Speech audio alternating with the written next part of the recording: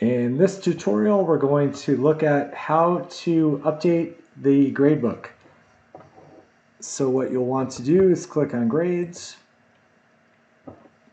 and this gives each one of your assignments, but you'll want to click on Manage Gradebook. And this gives you all of your assignments and the categories that they've been put into. So you can go ahead and update the titles if you want here. You can also update the category names and the percentage.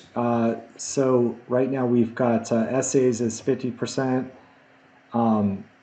Or 50 points. We've got Module 1 assignments 50 points, EAQs 100 points, etc. So we're going to go through here and make each one of these worth 25 points instead, so they're all equal.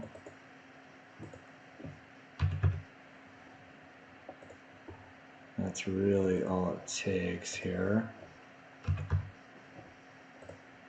And that will go ahead and automatically adjust the weight of this grading criteria against the other criterias. So now each one is worth 25% because we need 25 points, and we happen to have 4 groups.